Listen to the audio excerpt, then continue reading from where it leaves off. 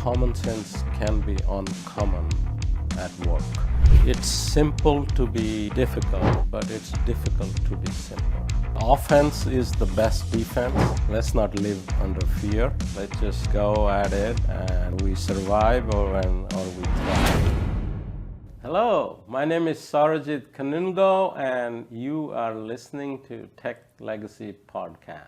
Welcome to the Tech Legacies video podcast. My name is Fanny Dunnigan and I'm the host of the show where every week we come to you sharing the advice, tips, and lessons from tech executives to help you grow your career in the tech industry. So welcome everybody. Thank you for tuning in. Today we have our guest, the president of CG Infinity, Saurajit Kanungo. How are you, Saurajit? I'm doing great. Thank you. It's always good to see you, Fanny. Yes. We were just reflecting about how many years we've known each other. Yep. And it's since 2019. Yep. Over 3 years. Yeah. We survived and thrived through the pandemic. We did. Yeah. And I watched you open more and more offices across the U.S. Yep. And that includes already your existing India offices. How many employees do you have now? Well, we have 170 employees in the U.S. here and 260 in India, Wow. New Delhi, India. So that makes it close to 425, 430. Yeah. But we expect to cross 500 by probably March of next year. Wow. Yep. So throughout that journey, what would you say was kind of like the best advice that helped you build your business? Yeah, so I think offense is the best defense. Okay, and that was on the forefront of our minds, and it was not going to be any helpful to be defensive. So we decided, the entire company base, everybody decided to, let's not live under fear. Let's just go at it and either we survive or we thrive. So, history tells us that we thrived pretty good.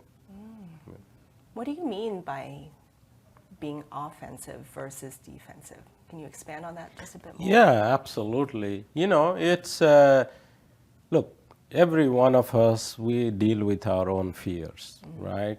And, but, the issue with having fear overpower your actions is going to be defensive. So, for example, in terms of business, we could have planned for a reduction in force. We could have planned like, okay, who are our core customer base and we're going to stick to them and have a smaller workforce and weather the storm and give it 3 months or 6 months, whatever it takes, and then we will try to pick it back again. I think the entire company decided to not affect a single employee's job. The 6-7% executive team decided to not take pay for 6 months, and so that we have the firepower we need to hold our employees.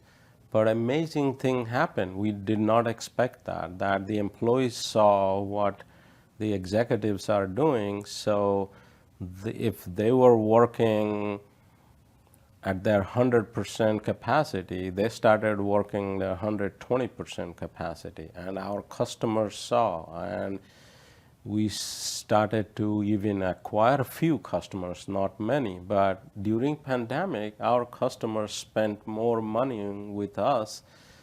I think that's primarily because of our employees taking an offensive stand that we're not going to live under fear of losing our job. We're going to do extra and offer extra services to our customers, and the customer reciprocated by spending more money with us. So we kept growing every month for almost 36 to 40 months, and we made money every month.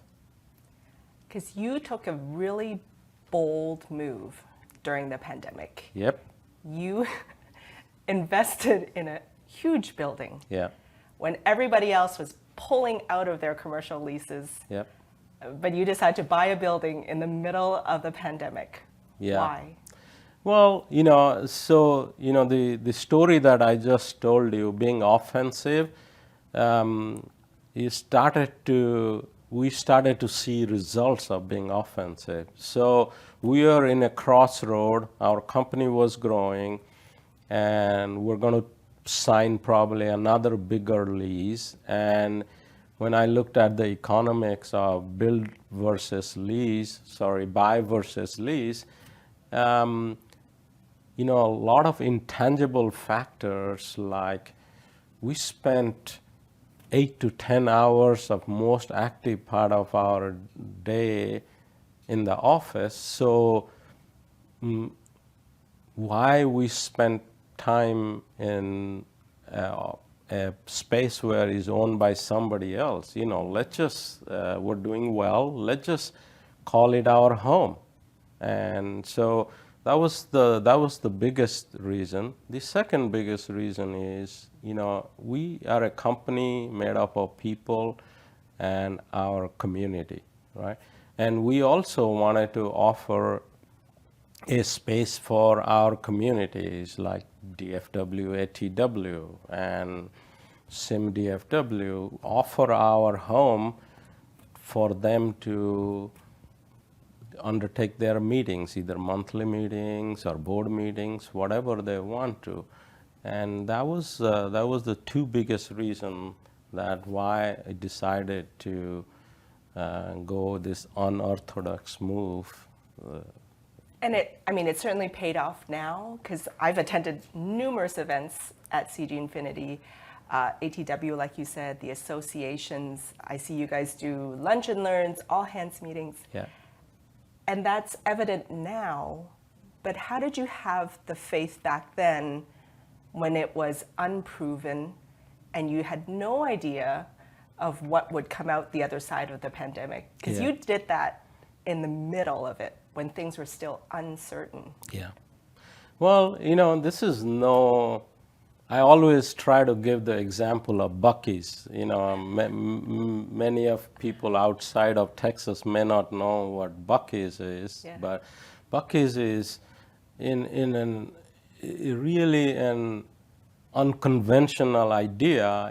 Everybody knows what 7-Eleven gas station looks like, very small place, maybe a dozen gas pumps and, a convenience store. And here comes this idea of Buc-ee's. You have 1 million square foot convenience store and hundreds of pumps, right? And so, everybody knows that's a gigantic success. So there was a part of, it was very clear to me was that if you build, they will come. And so, I was watching Buc-ee's, and then we have I have a friend, those guys also, Andrew Jackson at Bravo Tech. He's been very kind to our community by offering his office space for the last 2 decades. I used to be at his offices attending, probably 4 to 6 networking meetings a month for 20 years. And, Andrew decided after doing such a long community service to our tech community in DFW that they are going to try and go 100% remote. So I saw that as an opportunity to take the torch and offer the same option to our tech community in DFW. Make it a destination. Absolutely. Buc-ee's is a tourist destination now. Yeah, absolutely. Yeah. Did you always have this boldness and faith, Saurajit? or did you have, what would you say is like a low point in your career, and how you got out of it? Yeah. So, like everybody, I had my low point in my life, and my career actually has been up and up and up, for last 30 years. So I'll give you two examples. The lowest point of my life was, I was always on the top of the class. I grew up in India, and I went to a very prestigious university after I graduated high school, and I developed a sense of that, I can spend 2 hours studying and still maintain my grades. But a year and a half later, I crashed on my face, and it took me a year and a half to pick myself back up. And I've never looked back from then. But I'll talk to you about, there was a turning point in my career. I was a probably one of the hardest working person in any working environment. I tried to make it the same even today, but I was very focused on work and didn't focus on networking at all. And I read a book probably 20 some years ago. It's called Never Eat Alone. And it's written by, one of the very senior partner at Deloitte that point of time, Keith Ferrazzi. And that was the turning point for my career. I became almost, if I want to stereotype, being an introvert and always on the desk, eating lunch at the desk. I can't eat lunch on my desk anymore. So the boldness slowly came from mingling with other people, watching them, observing them, and I love to tell you it was an overnight flip of a switch. No, it was not, but it was gradual, and I've become a person from a very risk averse to a very comfortable in taking risk and accepting failure as a next step to success, rather than keep watching the rear view mirror and driving the car. So I look at the windshield when I drive the car. Occasionally I'll look at the rear view mirror, but maybe less than 5% of the time. I want to dive a little deeper into that comment you made about when you were in university, right? You said it took you over a year to pick yourself back up. Was there something that was the turning point, or was it something you said to yourself, or a mindset shift?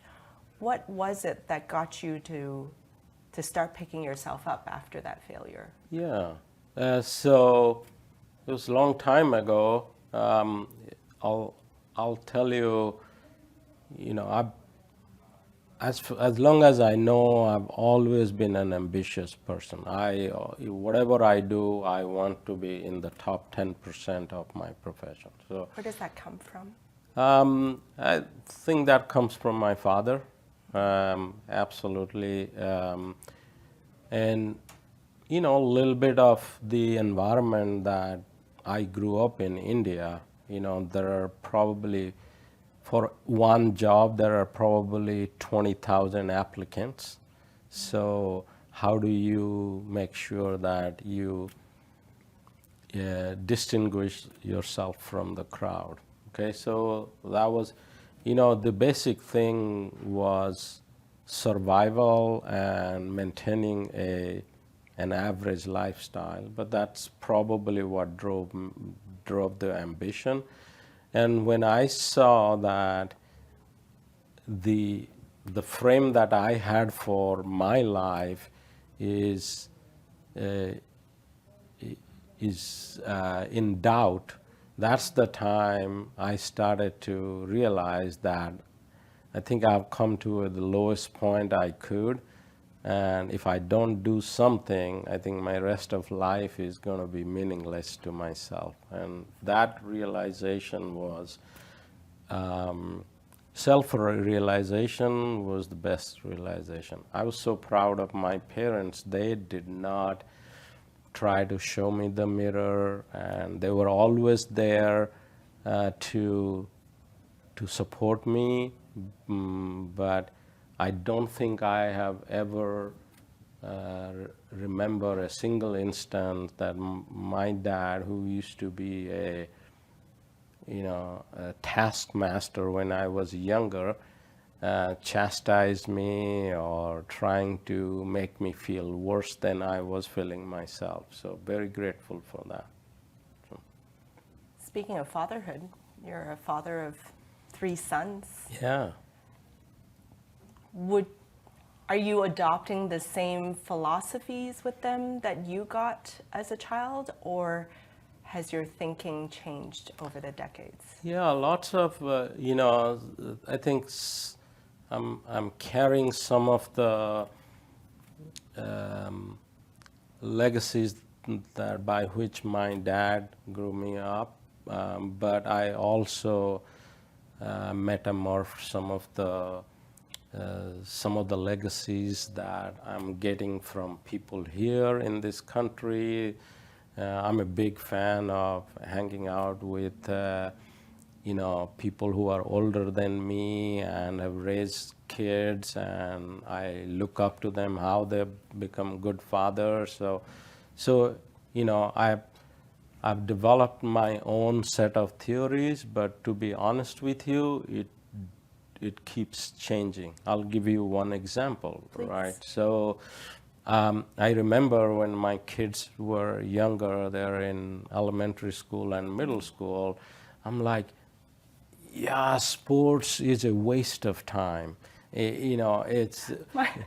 My parents said the same thing to me. Sports is a waste. My wife would take them to play soccer, play tennis, and play this. And I'm like, you're wasting your time. We're smaller frame people. We're not going to be successful. Like, they need to go be on the top of their class. Their GPA should be on the top 2% of the class, right? And boy, was I wrong. It's amazing to me. Yes, there are some statistical truth to that there are less than 1% of the people, kids who play football end up in NFL and make a decent living, right? So stats are true, but what I've realized that sports teach us way more than, just to make a living. So I've become a big fan of that. I also used to believe that a kid needs to figure out very early, maybe when they're 10-year-old, what they want to be, and then pursue that specialization, whether it's being a doctor or being an engineer or a computer programmer. But they need to follow that. And I've become, I don't say a complete opposite of that, but I believe that we should all figure out what is the purpose, and we should chase our passion, turn our purpose into passion and chase our passion. And so what if we are not successful? Then we soul search and see what our heart tells. So I don't have a crystal ball like how we should raise our kids, but I will tell you that I've become more open-minded about learning and helping kids to grow rather than being, in what in our industry you will call it a waterfall. I think we've become more agile in raising kids than... Spoken like a technologist. Yep. Agile methodology for raising kids. Yeah. I want to pause real quick here and give a special shout out to one of our sponsors, CG Infinity. I've worked with them for several years now, and I can truly say that they have one of the best workplace cultures that I've ever experienced. And they specialize in a variety of industries, especially energy, utilities, and financial services. And they serve them through their Salesforce, cloud, as well as customer experience services. So thank you, CG Infinity, and I hope you'll support them as they have supported us here at the podcast. We're both Americans, Yep. right? Yep. But you're of Indian descent, Yep. I'm of Chinese descent. Yep. And growing up, the words follow your passion would have never come out of our parents' Yep. mouths. Never. Never. Yep. Yep. Why do you think we can afford to be that now and to open our minds now? Yeah, I think the first thing I will say why we should be open is that it's not about us. It's about the kid, right? It's sometimes we tend to suggest our kids sometimes maybe our own dreams or unfulfilled or unfulfilled. We try to unconsciously, unintentionally give it to them. I'll share this with you. My youngest son, who's just turned 18, he wants to be a nurse. Like, if he announced that to me 15 years ago, my first reaction would be, are you crazy? You should be a doctor. It takes the same amount of effort to be a doctor than to be a nurse. But my reaction has been, I love it. How do you know you want to do that? Have you spent some time at a hospital and helped a nurse? Do you know what a nurse does? So my reactions have been finding in my network who is a nurse that have him interact with the nurse. And he found himself a volunteering position at a local hospital and actually spent 6 weeks during this summer. And my wife and I have been supporting him with that so that he just doesn't have an idea, but he got to experience and then make the decision, right? Is he still going to want to be a nurse? But I think it's a wonderful thing that people have an opportunity to do what they want to do.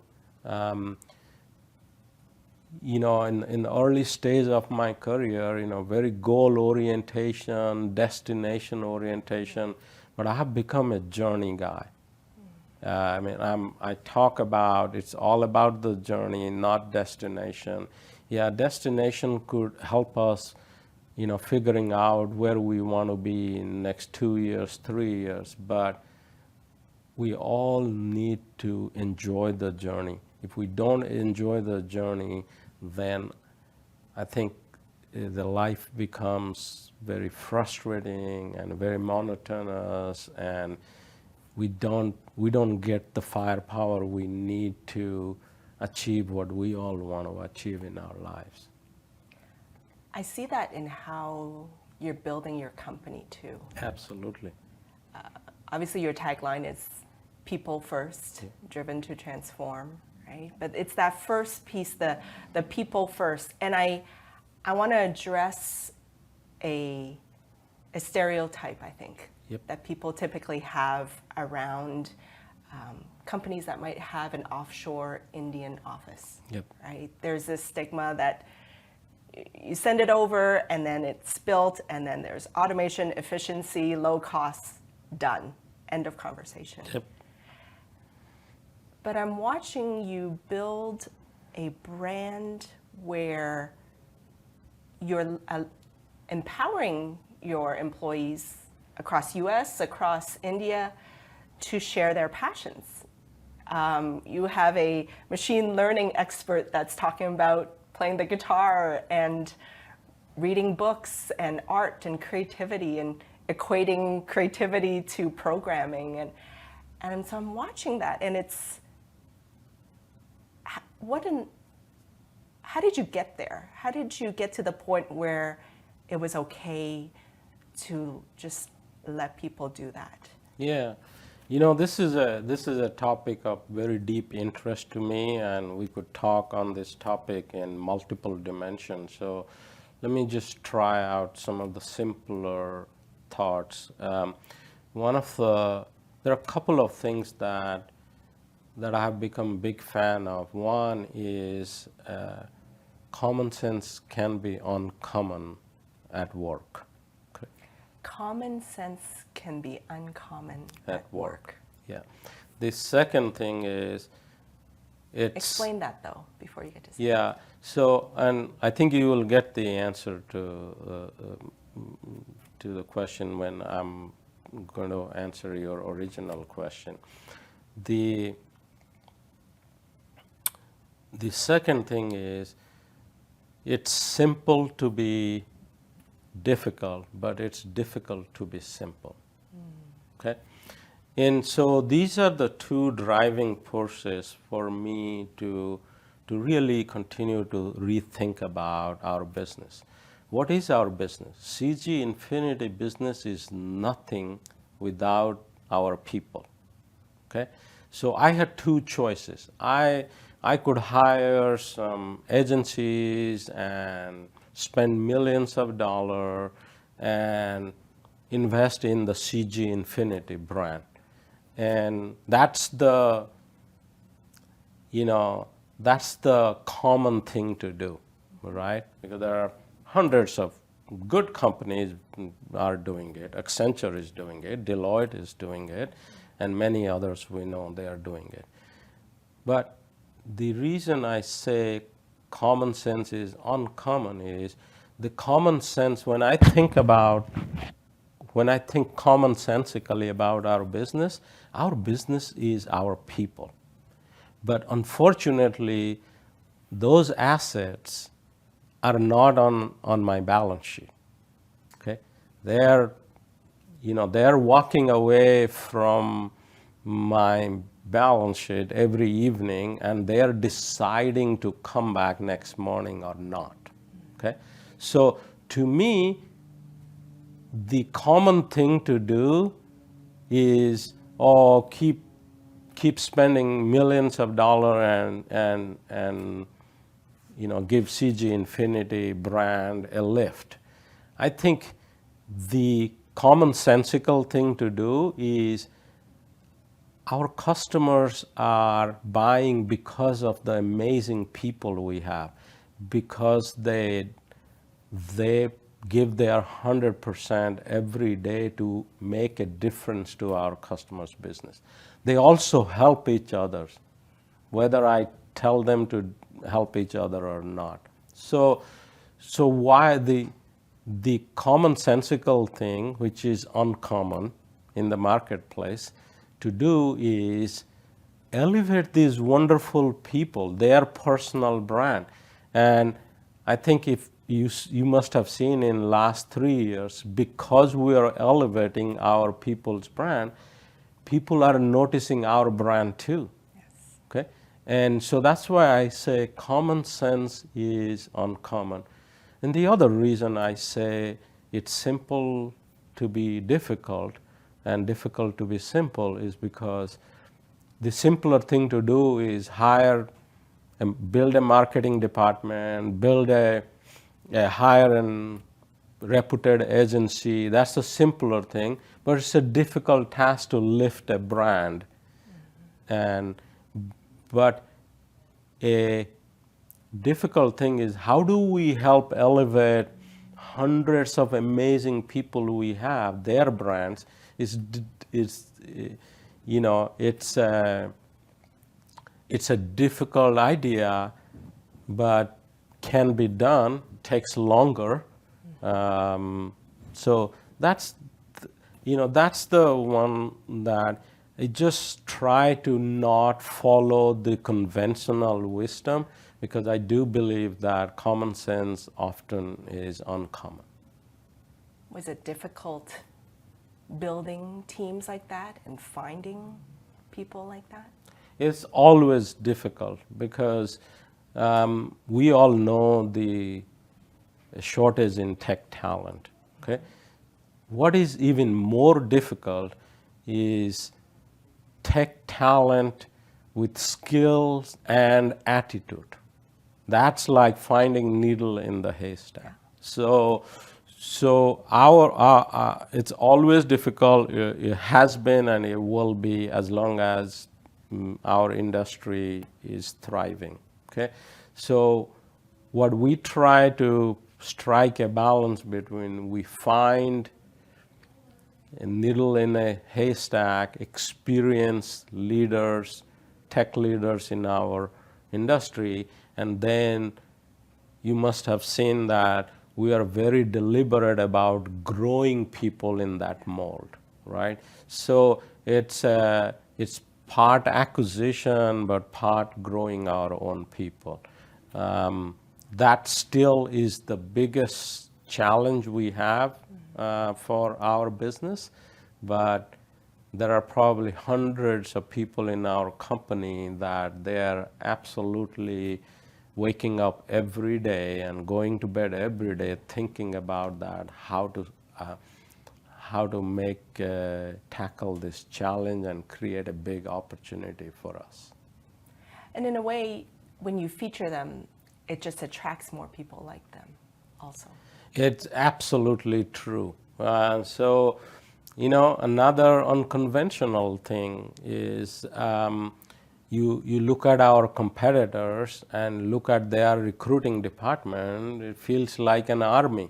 And our recruiting department is probably 3 incredible people, but they're producing more results in terms of quality and quantity than our competitors.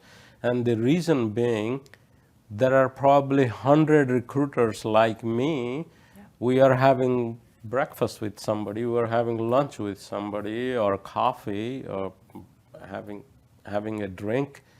And so I say that we have hundreds of part-time recruiters, and we don't pay them for recruiting, but it's been very, when you look at the KPIs, it's off the chart.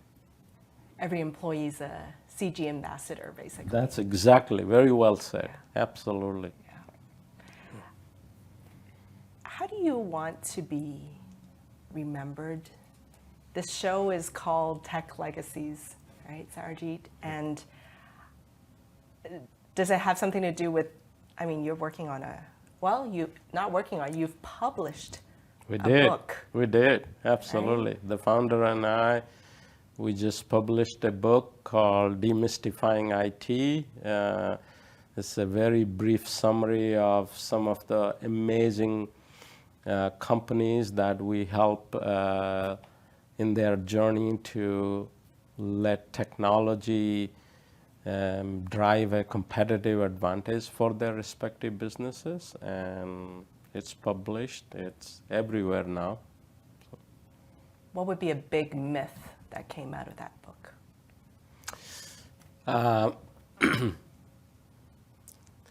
The big myth is that it's a lot harder than it seemed to write a book.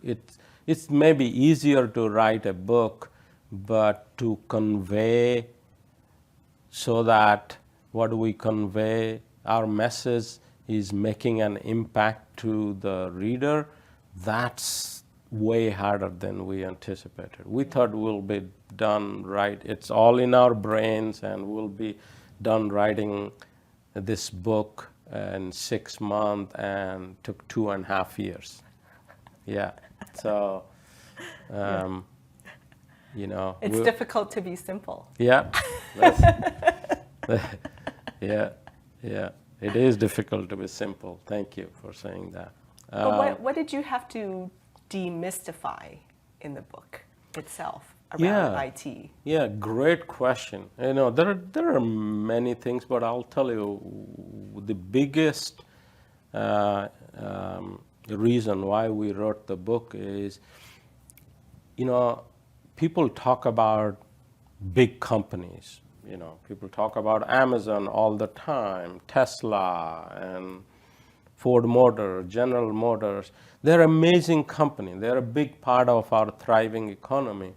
But often what is not told is that 2/3 of the employment in this economy are generated by not Fortune 1000 companies, but so we wanted to handpick few of the unsung heroes, what I call it a mid-sized companies, and to inspire the other mid-sized companies that, hey, don't get intimidated by, well, Amazon is a tech company or a retail company, or Netflix is a tech company or a retail company. With the advent of cloud technologies today, you can also go and digitize your business and build competitive advantage. So it's the stories of the businesses they have, you don't know, not many of us know about them, but their stories are incredibly important, and we wanted to tell their stories. You talk a lot about passions today, right? And you have a very uncommon hobby, Saurajit. Yeah. Tell us about your hobby. Oh yeah. So, as we are preparing ourselves, my wife and I preparing ourselves to be empty nesters. So, we're also starting to pick up different hobbies. So, one of the hobby I picked up a year ago is beekeeping. Um, it was actually brewing in my mind for last 10 years. My wife is a gardener, and she helps in our city community garden. She's been a gardener for over a decade now. And I learned through some conversation with her that, hey, we don't have enough bees in our environment. So the idea has been brewing in my head, and somehow I find an opportunity to dive in and become a beekeeper a year ago. And it's been a blast for many reasons, right?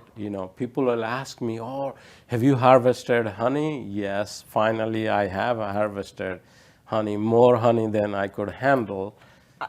I didn't get a bottle, Saurajit. We will change that. We will change that. We did harvest, but I think the biggest satisfaction out of this experience for last year or so has been watching this hundreds of thousands of bee colony. One colony could have, I don't know, 60,000 to 100,000 bees, and how organized they are. Talk about division of labor and how relentless they are into achieve what they want to achieve. And it's just an amazing experience. It's like, when I open up a hive, I'm probably working on them for a couple of hours.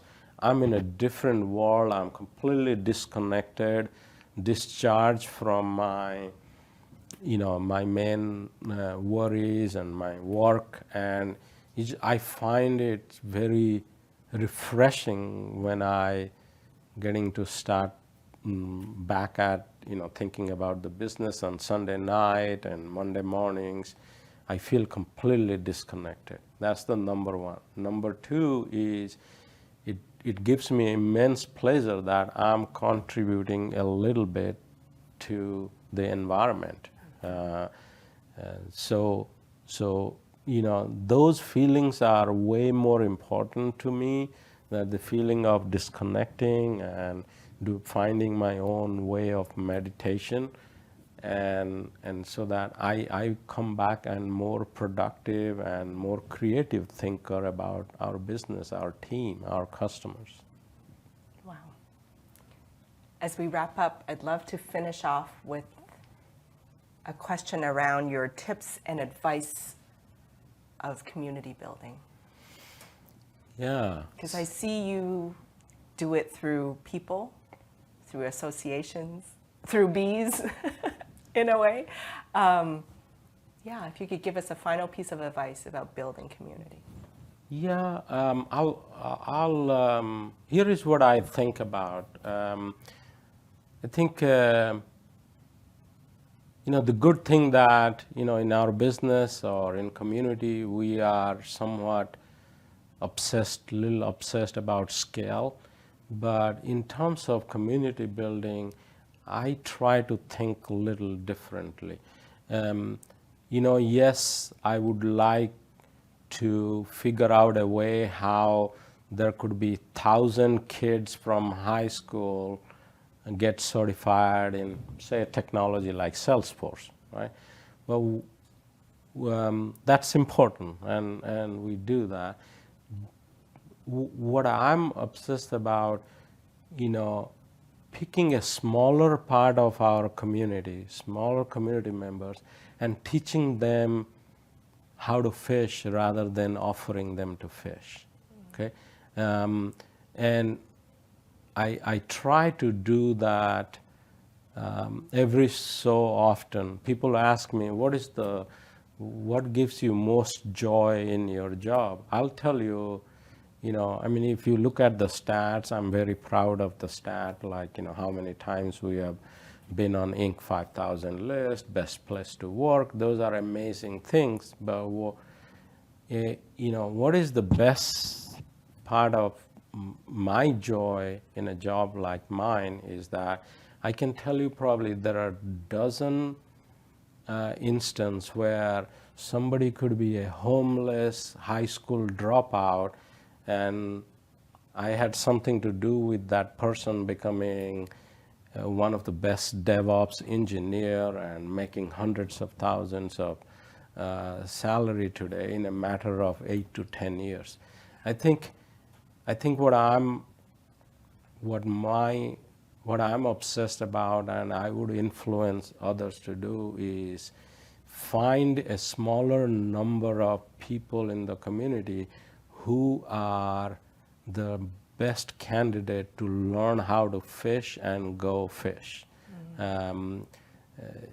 So there is a beauty in doing that. Then we are actually somewhat changing lives for them, even though the numbers are not staggering.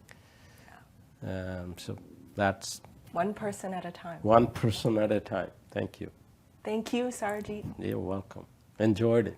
What a great, thank you. You're welcome. Thank you. Welcome. So I hope that we have taught you how to fish in this show and episode, and definitely, hopefully, that we have taught you to grow your tech career as well.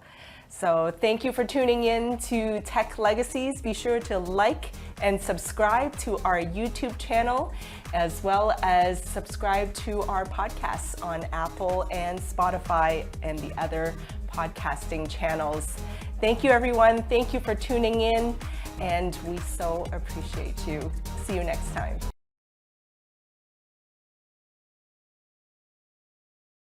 At Tech Legacies, we're all about helping technology professionals grow and succeed in their careers by sharing the advice of top technology executives. If you're looking to take your career to the next level and become a technology executive yourself, we have an exciting program to tell you about. It's called the Tech CXO Excellence Program by Tech CXO Launchpad, and they are our partners. They're offering an immersive, multimodal program developed and taught by current and former CIOs and CTOs who are passionate about building the next generation of C-suite technology executives. And you'll experience a full immersion into the C-suite world and also get to collaborate, network, and experience capstone-style projects with other professionals. And this is all while benefiting from face-to-face interactions in person with industry guest speakers.